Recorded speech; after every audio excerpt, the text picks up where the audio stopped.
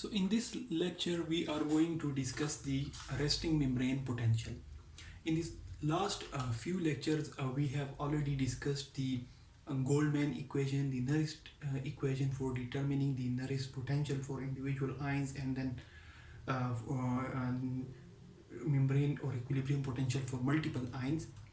And similarly we have discussed the diffusion of ion from one region to another region, and passive, the types of diffusion: passive, simple diffusion, facilitated diffusion, and active transport. So we will basically discuss the same topic, and we will go ahead towards the action potential in the next lecture. And today we are going to discuss the resting membrane potential in detail, with considering the amounts of exact amount of potassium and sodium inside and outside the cell, and how the sodium potassium leak channel and sodium potassium ATPase they contribute towards the determining the amount of potassium sodium, and then the amount of Nernst potential they contribute. So let's start for example with potassium. We initially have discussed that the amount of potassium inside the cell is very high. Almost all the cell has lots of more potassium inside the cell, while the amount of sodium is high outside the cell. Amount of sodium is small in quantity inside the cell. So potassium inside the cell is high, outside is less, small in quantity. Sodium outside the cell is high, small in quantity inside the cell. Potassium amount inside the cell is about 140 milliequivalent. Here it is important to consider that we are taking into consideration a cell which has been taken from a large neuron in a mammalian. We are not considering every cell, we are just considering a cell that has been taken from a large neuron in the mammalian. So that's a classical example for determining the resting membrane potential. In this cell, the amount of potassium inside is 140 milliequivalent, and the amount of potassium outside is 4 milliequivalent. Similarly, the amount of sodium outside is 142 milliequivalent, while inside the cell, the amount of sodium is 14 milliequivalent. How these amount will contribute the resting their equilibrium potential, how the sodium will give us plus 61, how this potassium will give minus 94, we will discuss this topic. So in this case we will just consider that this cell, which is containing sodium, potassium, calcium, glucose, etc., all that ions, similarly a lot of ions are present outside the cell, this special cell is permeable only to potassium. This is only allowing the movement of potassium. This is not allowing the movement of sodium, glucose, calcium, etc., which are also present in the cell. So if we take only the potassium, the potassium is high inside, amount is high inside, it's less in amount outside the cell.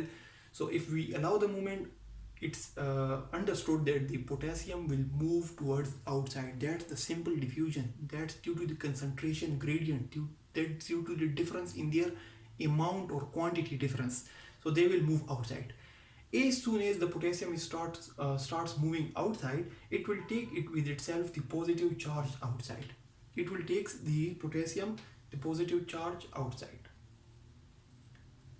When it takes the potassium, the positive charge outside, the outside will become more positive,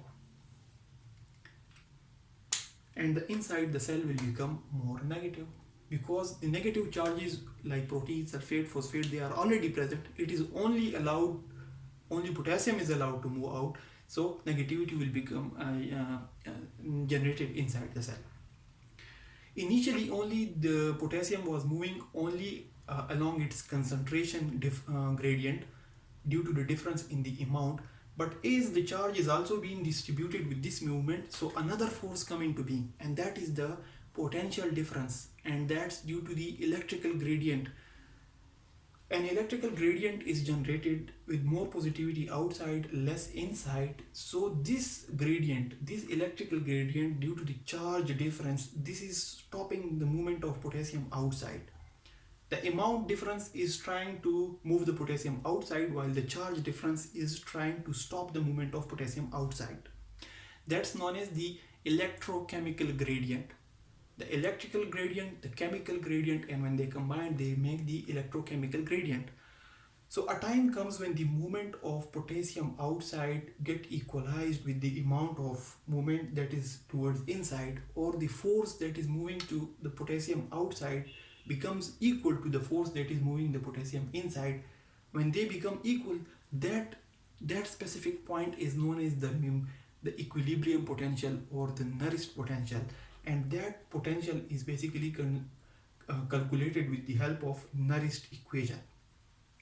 Because the amount of potassium inside the cell is 140, inside the potassium inside is 140, and the amount of potassium outside is just 4 milliequivalent, so the difference is 35 times. The amount of potassium inside the cell is 35 times more than the amount of potassium outside. And when this is put into the Nernst equation, it will give a final result of minus 94 milliequivalent. So if only potassium is allowed, it will contribute a minus 94 milliequivalent to the membrane potential in the resting state, when no impulse is moving along. And the movement of potassium from the cell towards outside is basically with the help of leak channel, sodium-potassium leak channel. Now let's consider the example of sodium. If sodium is allowed to move, for example here, this cell is only permeable to sodium, it's not permeable to potassium, calcium, chloride, glucose, protein, sulfate, etc., which are also present inside and outside the cell. The sodium will try to move inside. It will try to move inside, and outside the cell will become negative. Not only will the amount become decrease outside the cell, but the charge, the positive charge, will also decrease outside the cell, and inside the cell it will become more negative positive, because positive charges are also trying to move. So here the same concept of electrochemical gradient also apply. The chemical gradient, due to the amount difference, due to the quantity difference, due to the concentration gradient, it's moving the sodium inside.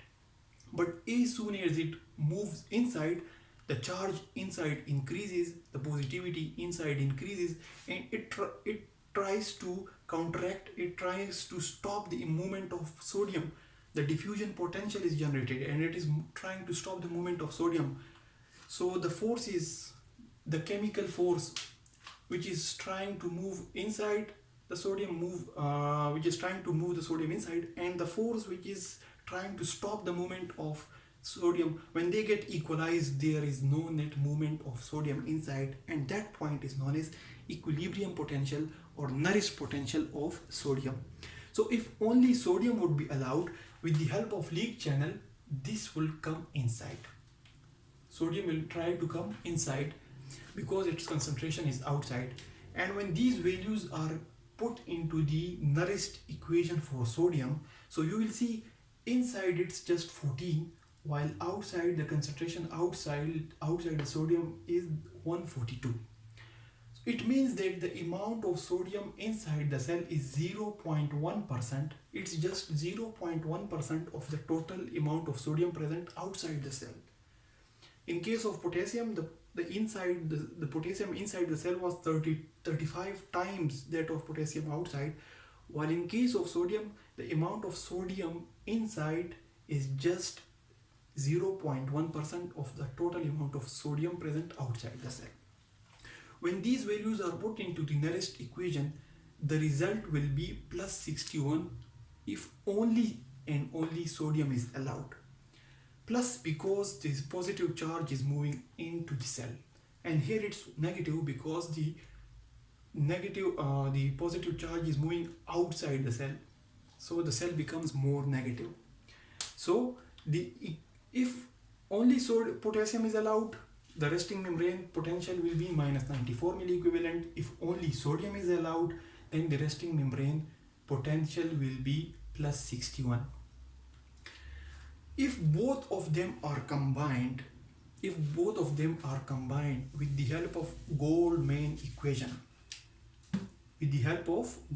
equation, Goldman-Hodgkin-Gates equation, which we have already discussed in the last lecture, then the result will be minus 86. It will be minus 86 milli equivalent per liter. But a small amount of negativity is also generated with the help of sodium potassium pump. This pump is continuously throwing 3 positive charges, 3 sodium ions outside, and it is continuously bringing 2 positive charges or 2 potassium inside.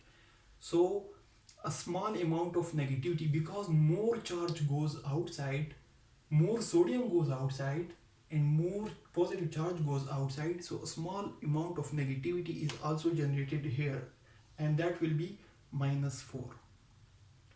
So the overall membrane potential for a neuron of a big, for a nerve cell of a big neuron in a mammal will be minus 90 milli equivalent per liter. So if both of them are combined, it will be minus 86, and if it is also combined with the sodium potassium pump, then it will be minus 90. That's how the resting membrane potential is calculated, or that's how the resting membrane potential is determined when we are taking into account the sodium and potassium only.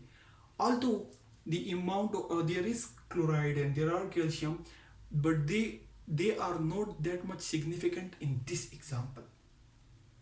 And for some neurons, the resting membrane potential will be minus 70. Sometimes it will be minus 65. For the neurons which we were taking into consideration, it's minus 90. Here it's important to remember that the permeability of the leak channel for potassium is very high. It is 100 times high as compared to the sodium. The permeability of the leak channel for potassium is 100 times more than that of for sodium. That's why the resting membrane potential of minus 90 is more near towards the potassium, and it's far away from the sodium, because potassium is contributing more, because it's more permeable to the potassium, so more positive charges are trying to go out as compared to the amount of sodium that is coming in.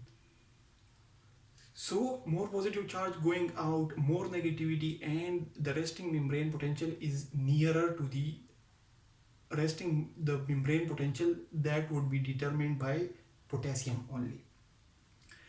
As far as sodium potassium pump is concerned, it is not only trying to maintain the amounts of sodium on both sides of the cell membrane, but it is also trying to keep a small amount of difference in the charge, because it is throwing 3 sodiums out and it is bringing 2 potassium in, so it is giving this leak channel a chance.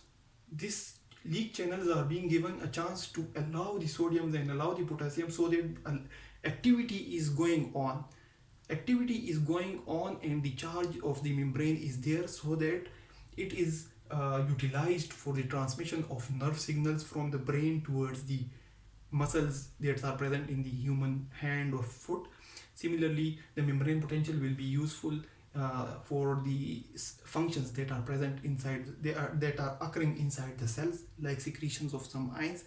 So sodium potassium pump is maintaining sort of difference of charge and difference of amount that is compensated by the movement of potassium and sodium with the help of leak channel, and that not only contribute to the amount difference but also to the membrane potential.